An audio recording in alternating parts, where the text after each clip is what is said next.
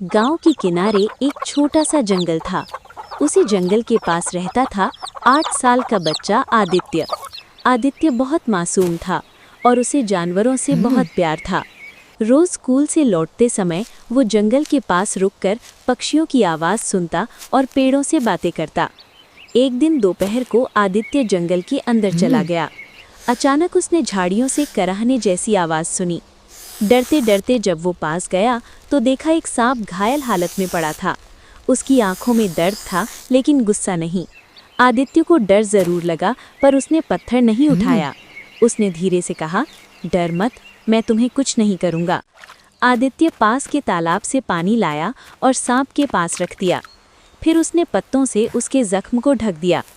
कुछ देर बाद सांप ने सिर उठाया और आदित्य को देखा, मानो उसकी आंखों में धन्यवाद हो। अगले कई दिनों तक आदित्य रोज उसी जगह आने लगा। सांप अब थोड़ा ठीक हो चुका था।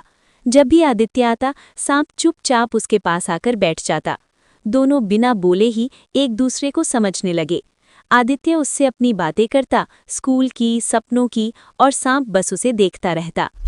एक दिन गांव के कुछ लोग जंगल में लकड़ी काटने आए। उन्होंने सांप को देख लिया और डर के मारे चिल्लाने लगे। सबने कहा, इसे मार दो, नहीं तो ये किसी को डस लेगा। आदित्य ये सुनकर दौड़ता हुआ आया और सांप के सामने खड़ा हो गया। रोते हुए बोला, नहीं, ये बुरा नहीं है, इसने किसी को नुकसान नहीं पहुंचाया। लोग आदित्य को हटाने लगे, तभी सांप आदित्य के चारों ओर घूमकर फन फैलाकर खड़ा हो गया। लेकिन उसने किसी पर हमला नहीं किया, बस सबको चेतावनी दी। ये देखकर गांव के बुजुर्ग ने कहा, अगर ये सांप खतरनाक होता तो बच्चे को कब का डस चुका होता। लोगों को अपनी गलती समझ आ गई। वे वहां से चले गए। थोड़ी देर बाद सांप धीरे धीरे जंगल की गहराई में चला गया।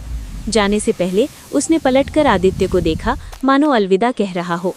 आदित्य की आंखों में आंसू थे लेकिन चेहरे पर मुस्कान भी। वो समझ गया था कि सच्ची दोस्ती कभी नुकसान नहीं पहुंचाती।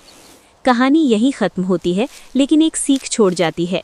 डर से नहीं, दया और समझ से ही सच्ची दोस्ती जन्म लेती है।